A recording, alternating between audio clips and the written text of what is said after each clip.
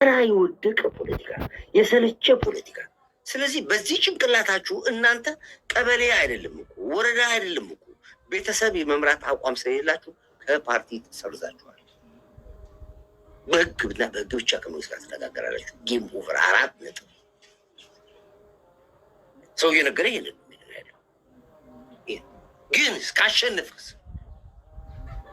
ካሸነፍክስ የአመራር ብቃት አለኝ ካልክስ ና እንደ ምርጫ 97 በዚህ ምርጫ እናንተ አሸንፋችሁ የሚጭበረበር ምርጫ የለም ማለት በምንም ታምር አታስቡታላችሁ።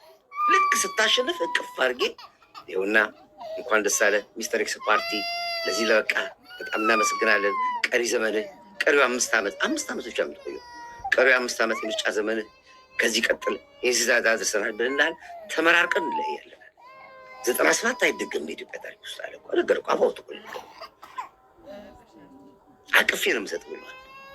ከዛ ውጭ ግን አንተ በምትሄደው አካሄድ ዋጋ ከመክፈል ውጭ እመነኝ አሳው የሚሞትብሃል ባህሩ የሚደርቅብሃል። እሱ እኮ ነው የሚነገር እኮ ያዳም እኮ እየከፈተ ነው ሚሊየንስ ህዝብ ላይ የእኛ ቲክቶሮቻችን ሚሊየን ህዝብ ላይ የሚያስፈልጓን ኢምፖርታንት ፓርት የቆረጠ ለሚሊየን ህዝብ አዳርሰናል።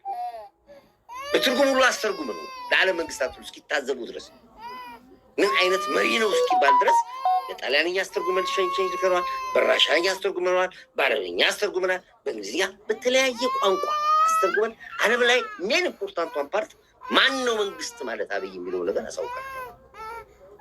እንደዚህ ነው ይሰራሉ ሰው። ለዚህ ሚዲያችን ለየት የሚያደርገው እኮ ለዚህ ነው። ለአንተ የሚጠቅምህን ብቻ ጊዜ ላይኖር ይችላል። ለምሳሌ ይኸውልህ እንደ 97 አይነት ተግራጠቁ ስታሸንፉ ስልጣን ሰጣለሁ።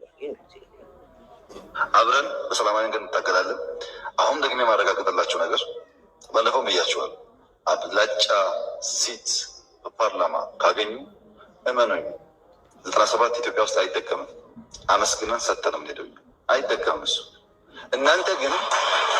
እናንተ ግን አሁን ባላችሁበት ሁኔታ ያን ነገር ማሳካት ስለሚያስቸግር ሰብሰብ ማለትን እመኑ።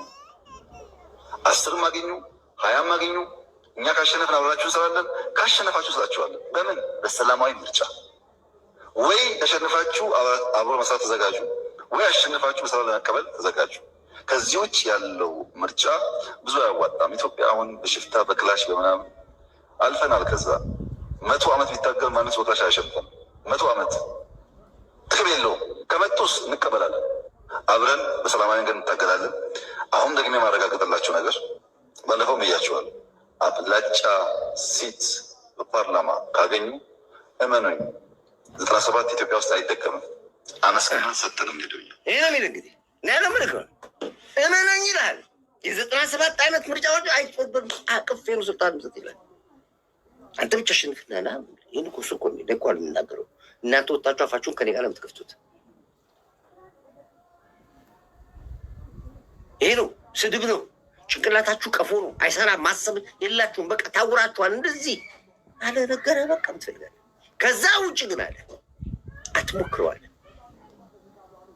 ምርጫውን ስታሸንፍ አስረክበን አቅፈን ተረካክበን ሻምፓኝ ረጭተን መልካም የስልጣን ዘመን ይሆንልህ ብለህ አስረክበን ስትፈልጉን አብረናችሁ እንሰራለን።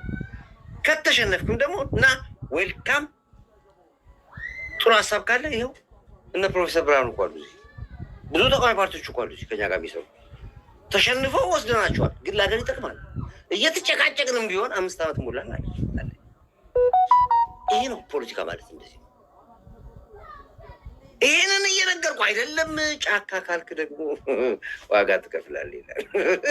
ጫካ ብዘህ ዋጋ ትከፍላለህ ይላል። እጅግ የማይከፈል ዋጋ ትከፍላለህ ይላል። አታስቡ ይላል። በክላሽ በጫካው እኮ ተሞክረው ዛሬም እኮ እያንዳንዱ እየመጣ እኮ ነው። ጥይት የለውም አለቀበት፣ ቀለብም አለቀበት። ጫካ ውስጥ ጎሬላ ሆነ። ውጤት ማምጣት አልቻለም። ገበሬውም ጨረሰ። ከብቱ ተሸጠ። ከብቱን በሉበት፣ በጉን በሉበት፣ ዶሮን በሉበት፣ የዘር እህሉን በሉበት። ገበሬው የሚሰጠው አጣ። ከውጭ የሚመጣው ኃይል እጁ ተቆረጠ። ሻቢያም አልቻለም፣ ግብፅም አልቻለም። ጥይትም ያልቃል፣ ቀለብም ያልቃል። የለም ምርጫ ምንድን እጅ መስጠት ነው። እየሰጠ ነው ያለው። አሁን የሸኔ ግሩፕ አያሳስብን። ሸኔ የተወሰነ ትንሽ ጥይት ያላቸው ሰዎች ትንሽ ቀለብ ያላቸው ቃሉ ሰጠን። ሸኔ ለኢትዮጵያ ፖለቲካ አይሆንም። ከዚህ በኋላ በምን ጣምራ አይሆንም። ፋኖ ተበታተነ፣ በራሱ የተበታተነ። አሁን ሰሜን ሸዋ ላይ ፋኖ የለም፣ አለቀ በቃ። የፋኖ ትግል እዚህ ጋር ከተከተለ በውርደት የተቀጠቃለበው ሲጠናቀቅ ደግሞ በውርደት ሟችና ገዳይ ተገናኘ። በተለይ ፋኖ ትግራይ ገብቶ የጎጃም ፋኖ የጎንደር ፋኖ ብሎ ትግራይ ሰማዕታት ሐውልት ላይ አበባ ሲያስቀምጥ አማራ በደ ገቡ ፈራል። ኮርዳይት የነገረን ትግሉ የሻዕቢያ ነው የህወሓት ነው አርሚያ 50 ነው አርሚያ 2 ነው ብሎ ያለን ነገር ሁሉ በዓይናችን አየናል። ትናንትና ፋኖ ሲል የነበረ ሙሉ ይጀናል ዘበቃው። ምክንያቱም በተግባር ነው የተናገረው። እመኑኝ ይበል እኮ የተናገረው። እመኑኝ ይበል። እንደምታዩት ደግሞ እርግጠኛ ነን። እኛም ብትጠራጠሩ ይኸው እንደዚህ ትልቅ ቀርቡ ገብተውልን ሰማዕታት ሐውልት ላይ ፋኖ አመራሮች ገብተው ይኸው ያየነው ያው ያስተዋወቃቸው መጀመሪያ ይኸው ይሄ ዝምታቸው የጎጃም ፋኖ ይኸው ዝምታቸው የጎጃም ፋኖ መሪ የጎንደር ፋኖ መሪ የወሎ የለበትም ነገሩ። ሻዕቢያ ህወሓት ሰማዕታት ሐውልት ላይ መቀሌ ቁጭ ብሎ ነው ይኸው እነዚህ ነው። ደብረጽዮን እዚህ አለ፣ አስረሳ አለ፣ ይኸው ዘመነ ካሴ አለ፣ መሪ ወዳጁ አለ፣ ኮሎኔል ተፈራ አለ፣ ጃር ተፈራ አለ። ስብስብ ብሎ መቀሌ ገቡ። ልሰብሰቡ መቀሌ ገቡ። ሰማዕታት ሐውልት ላይ አበባ አስቀመጡ። ይሄን የሚያይ ፋኖ ይሄን የሚያይ አማራ ደብረ ሲና ድረስ ጥቅምት 24 ገስግሱ ጤና ጣቢያ እያፈረሰ ሆስፒታል እያፈረሰ እየገሰገሰ ጦርነት ባህላዊ ጨዋታ ነው ብሎ ያለ የጨፈጨፈ የወጋ ጠላት ጋር ስትገባና እቅፍ አባስ ታስበርክት ምን ይበል አማራ? ምን ብሎ ነው ፋኖ ትግላለ ብሎ የሚቀጥለው? ተበተነ በራሱ ጊዜ። ዛሬ ብቻ ከ980 ሰው በላይ ሰሜን ሸዋዎች እጃቸውን ሰጡ ለመንግስት መጥቶ 980 ታጣቂዎች ከነጥቃቸው። ይህም ነገር ቀላል የሆነ ነገር ሁሉ ነገር ያሉት በቃ አሉ። በቃ ተዋርደናል ነው ያለው።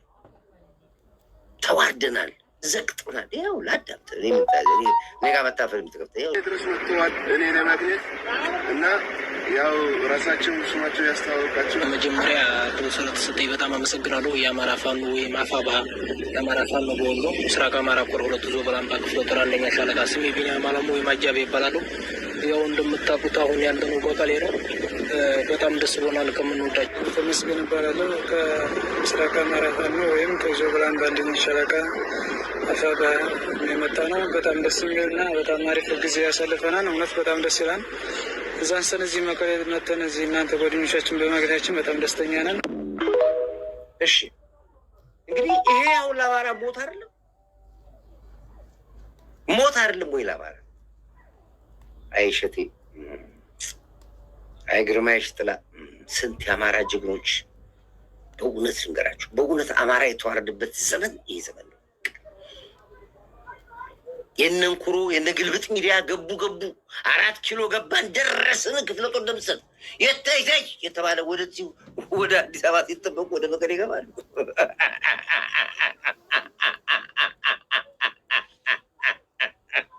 ወደ መቀሌ ወደ አዲስ አበባ ይጠበቁ 4 ኪሎ ቆይ ይጠበቁ ያሉት በጣም ብለው ፊታቸው ጠምዘዝ ብለው ወደ መቀሌ ላሽ ብለው ወደ መቀሌ ገቡ። ደግሞ ዋና አመራሮቹ